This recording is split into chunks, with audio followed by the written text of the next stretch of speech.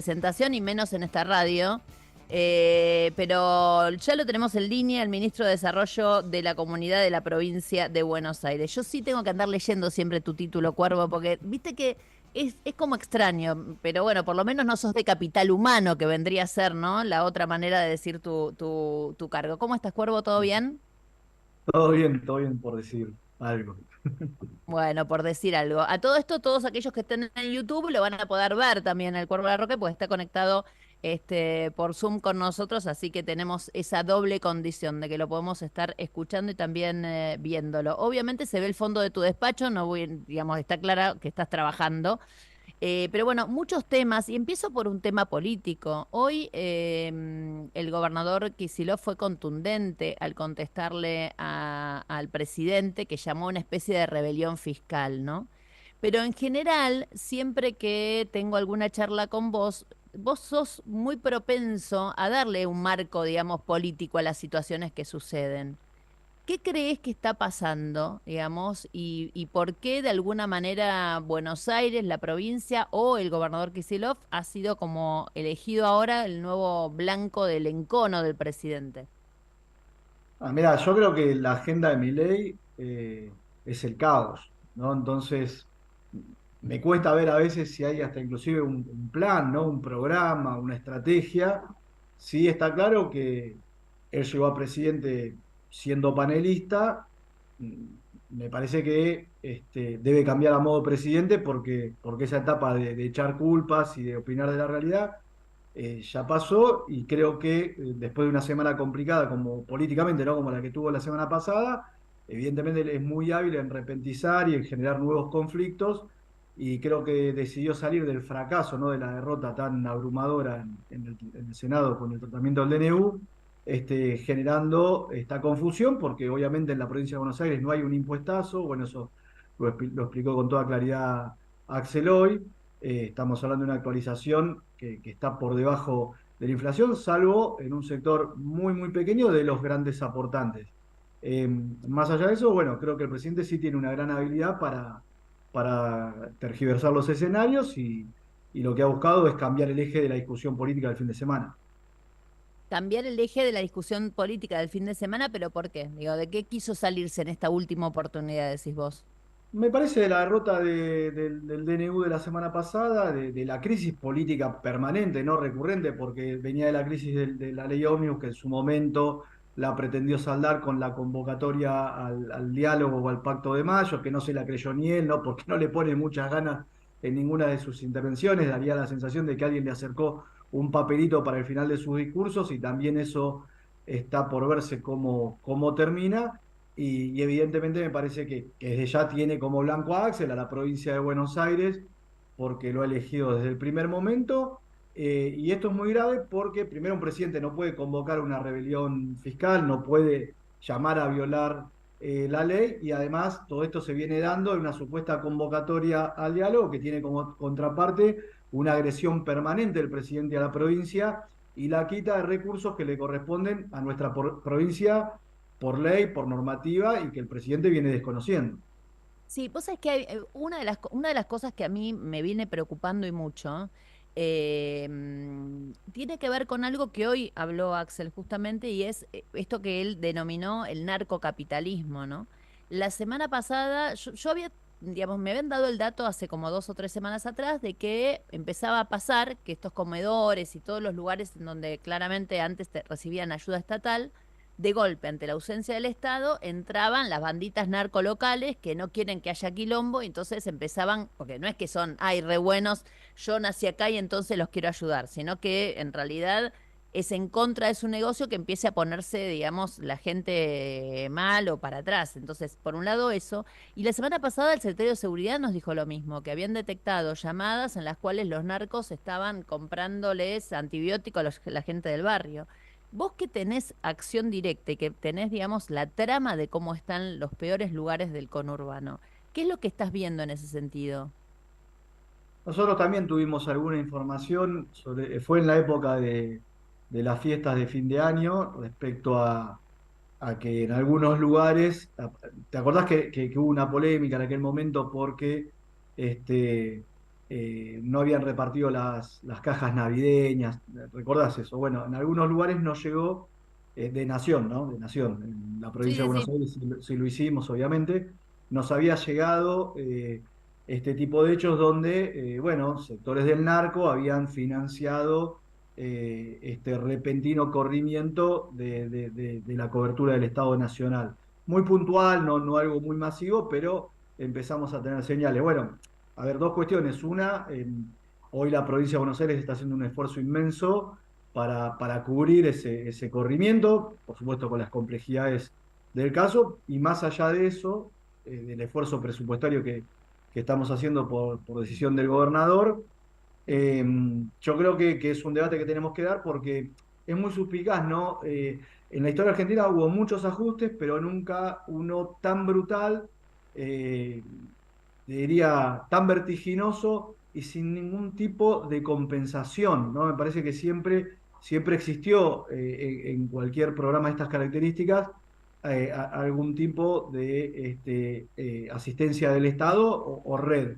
Acá no. Entonces, pareciera como que lo que están buscando es tercerizar, ¿no? Es sacarle al Estado esa función de contención y que lo haga otro. Bueno, ese otro, si nos ponemos a buscar actores, en la Argentina de hoy no sería otro que el narco, entonces es peligrosísimo.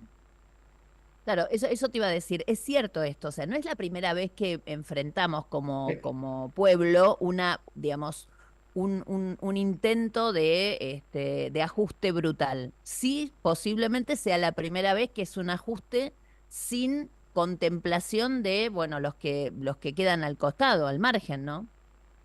Por eso, para mí no es inocente, ¿no? Uno a priori diría, no, bueno, son indolentes. Bueno, sí, son indolentes, pero a la vez yo creo que acá hay un matiz político y tiene que ver, si nosotros vamos al caso de Rosario, ¿cómo fue la situación allá? En una provincia donde se le disputaba el territorio al peronismo, sectores políticos demás que quizás no tienen una inserción territorial, en algún momento entendieron que hacerle daño al peronismo iba a redundar en una ventaja política. Me parece que, bueno, permanentemente también se está planteando eso. Hay sectores que lo plantean hacia la provincia de Buenos Aires, ¿no? Y la verdad que yo creo que quiero advertir, después del peronismo no viene, digamos, una fuerza nueva, renovada y el paraíso. Después del peronismo o de las fuerzas que tienen inserción territorial, si se ataca a esos sectores, lamentablemente ese vacío lo ocupan, perdón, estos sectores absolutamente reñidos con la legalidad. Obviamente, de eso se trata digamos, y dejar esto al costado. Ahora bien, si vamos a lo político, ¿no? Concretamente y más allá de lo que sucede, digamos, en la provincia de Buenos Aires, ¿cómo estás viendo vos la posición de los gobernadores en general? Porque digo, los gobernadores finalmente tuvieron un momento cumbre que es cuando fueron convocados a este pacto, hicieron una primera reunión, yo calculo que habrás hablado con Axel y con los demás, digamos, pero digo, están también ante una especie de trampa, ¿no? O sea, trampa, digo yo, en función de necesitan inexorablemente negociar con el gobierno nacional los, digamos, puntos de coparticipación y todo lo que venga, pero por otro lado, digamos, el gobierno los sienta, pero no les cede.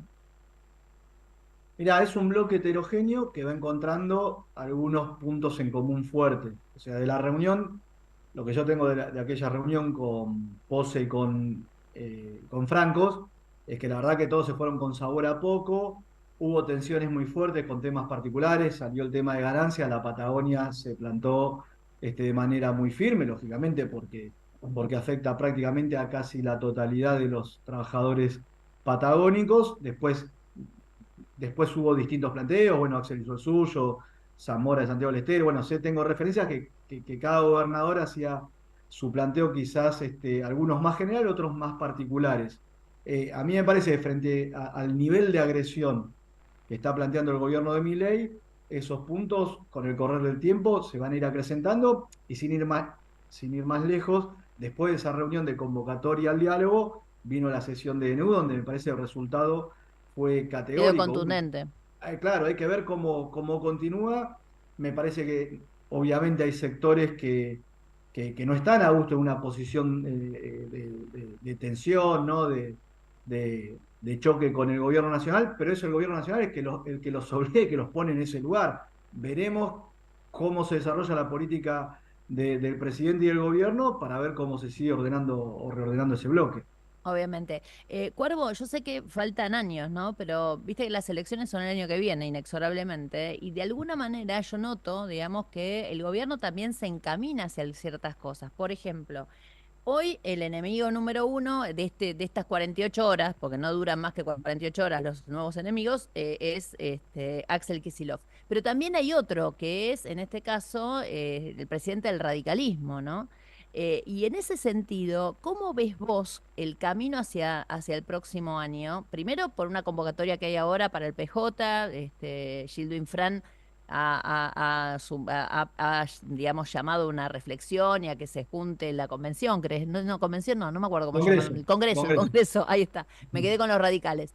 Pero digo, claramente yo noto que empieza a haber una especie de convergencia entre el peronismo y el radicalismo, por lo menos un tipo de radicalismo. No sé, viste, qué va a quedar del radicalismo, pero ¿cómo ves vos esto hacia adelante?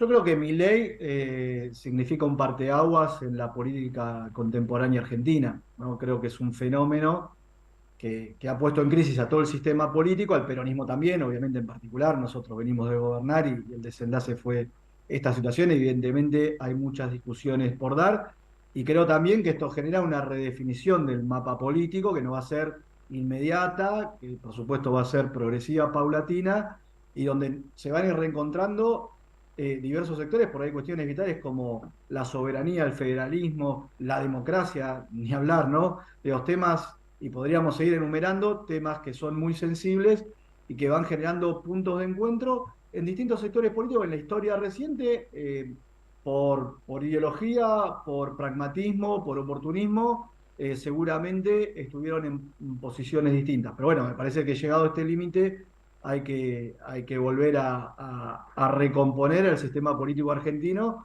de cara a lo que es una feroz agresión de un gobierno que pareciera muchas veces no hacerlo desde el interior, o sea, desde nuestro país, sino escindido de la realidad que nos toca atravesar. Entonces me parece que vamos a una redefinición del sistema político.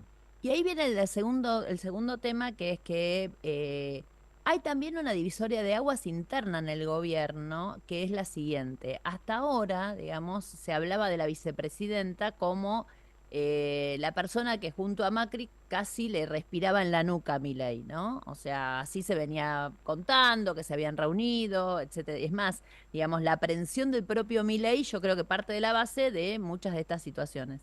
Pero empiezo a escuchar dentro del propio peronismo a gente que, y a simple vista también, digo, uno se queda con Milei antes que con alguien que viene, digamos así, de la reivindicación de la dictadura. Pero también hay quienes empiezan a decir, bueno, pero por lo menos, y esta es la manera que lo dicen, esto es comillas, pero por lo menos Victoria Villarroel es más nacionalista. ¿Vos ves una, digamos, una diferencia entre uno y otro? No, no, la verdad que, a ver, en el caso particular de lo que ocurrió el otro día, me parece que ella estaba comprometida hasta en términos personales por su función y no tenía ningún margen y decidió preservarse frente a lo que le estaban exigiendo y hasta incluso frente a las amenazas, ¿no? Que se activaron vía redes y demás. Pero yo creo que eso es un dispositivo conjunto, no veo diferencias sustanciales que ameriten decir que hay, digamos, una alternativa política dentro de ese núcleo, ¿no? Porque finalmente estamos hablando de un espacio muy chico y en ese sentido yo no abonaría esperanzas de ese lugar. Decía otra cosa, Cuervo, hablando del peronismo específicamente, ¿no? Gildo Infran llama y convoca a este congreso, algunos hablan de algunas cosas, de otra, pero digo, el peronismo tiene que repensarse desde un montón de lugares. También tiene que repensarse desde todos aquellos que se fueron para ver si quieren volver. Para vos, Sí, Pichetto tendría que estar de nuevo adentro y otros más, otros cuantos más. sí, por supuesto, yo creo que acá hay que conformar un gran frente soberano que pueda ponerle límite a la locura de Milei. Eso significa empezar por nuestro propio espacio político, es el peronismo, y eso implica estar predispuesto para todos los debates, y esos debates deben ser con todos los sectores y actores, ¿no? Obviamente del universo del peronismo y después, por supuesto, de lo que siempre ha sido esa estructura frentista que el peronismo ha generado, convocado y participado. Yo no le tengo temor, me parece que si llegamos a este punto es porque lógicamente no se han hecho las cosas bien. Todos tendremos nuestra cuota parte de responsabilidad, pero creo que hay que abandonar esa tosudez de creer que siempre se ha tenido razón si los resultados demuestran lo contrario. ¿Y qué lugar le ves a Cristina? Vos fuiste de aquellos que intentó hasta último momento que Cristina fuera candidata, y no lo lograste. Y así quedó. Pero digo, ¿qué rol le ves? No, yo creo que ella naturalmente es una referencia, su voz es escuchada, ni hablar la trascendencia, la dimensión que tiene el corazón del pueblo argentino. Me parece que entre las circunstancias y las definiciones que ella fue tomando, quizás no está hoy en los lugares de primera línea en términos de coyuntura, pero siempre creo que es una figura que está para sumar y para aportar. ¿Y qué pasa con el peronismo en la provincia de Buenos Aires? Bien, creo que está movilizado, me parece que obviamente hoy está la defensa de la gestión de Axel. Creo que el fin de semana, con todo lo que ocurrió, sacó un comunicado muy importante, y yo lo que creo siempre, a veces en el peronismo, una cosa es la estructura partidaria y otra cosa es el movimiento o el peronismo en general. Para mí, tanto en la provincia como a nivel nacional, lo que tenemos que hacer es convocar a todos los sectores, porque las estructuras partidarias tienen una dimensión, un límite. Obviamente el Consejo Partidario tiene 48 integrantes a nivel provincial y 70 y pico a nivel nacional. Obviamente no se pueden contener ahí todas las expresiones de la diversidad que contiene el peronismo en general, y me parece que hay que poder convocar a todos esos sectores en espacios o estructuras más amplias. Queda clarísimo. Cuervo, por último, vos confirmás que, por lo menos por parte de Nación, no está llegando ningún tipo de alimentos a los comedores comunitarios, ¿no? Bueno, ellos lo han planteado en términos prácticos a este ministerio, al Estado provincial no le transfirieron un peso en lo que va de la gestión. Sé también por hablar, mantuvimos una reunión días pasados y vamos a volver a tenerla este miércoles con ministros de Desarrollo Social de las otras provincias. Está en una situación muy similar. Y bueno, sí, lo que estamos haciendo es un esfuerzo muy grande nosotros. Eh, este mes hubo un aumento en todo lo que es la política alimentaria escolar, lo recordaba el gobernador hoy a la mañana, de 27 mil millones de pesos mensuales. O sea, pasamos de 25 mil millones de pesos mensuales, perdón, pasamos de 27 mil millones de inversión a 52 mil millones. La semana pasada aumentamos las asistencias en los programas y en las becas del organismo de INIES, pasamos de una inversión mensual de 5 mil millones de pesos a 10 mil millones. Bueno, todo esto se hace en un contexto donde inclusive la nación priva a la provincia de los recursos que le corresponden, y además de todo esto, en los comedores comunitarios que sostiene este ministerio en la provincia de Buenos Aires, comen aproximadamente 1.500.000 bonaerenses. Así que bueno, y en la política alimentaria escolar hay más de 2 millones de beneficiarios. Así que bueno, haciendo un esfuerzo para tratar de paliar esta situación. Decime una cosa, lo que manda, hay que decirle esto para que la gente lo sepa, ¿no? Hay chicos que se llevan del colegio la caja o la bolsa, digamos. Es el módulo extraordinario para la seguridad alimentaria. O sea, se desayuna, se almuerza y se merienda en la escuela. Bueno, esto según los turnos, hay chicos, viste, que van Todo el jornada día completa, o 5 horas. otros no.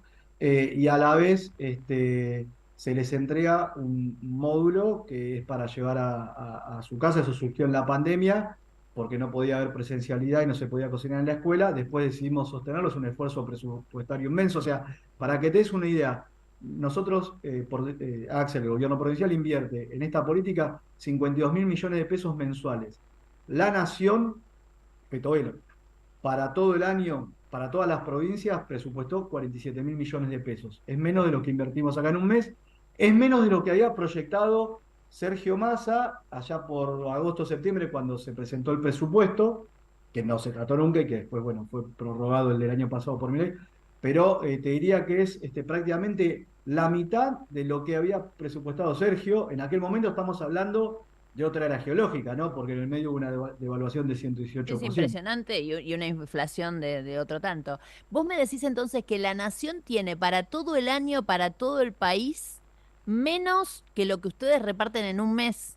Exacto, O exacto. sea, no me entendí bien. Sí, sí, sí, así es, así es. Realmente increíble.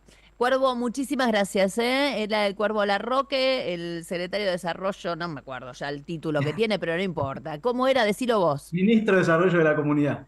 Ahí está. Todos tienen un cargo distinto, me vuelven loca. Mira, era más fácil antes. Muchísimas gracias. Bueno, nos vemos. Abrazo grande. Radio 10.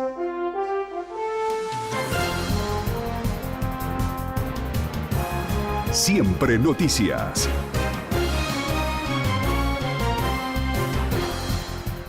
2 de la tarde y 2 minutos en todo el país. En Buenos Aires, la temperatura 28 grados.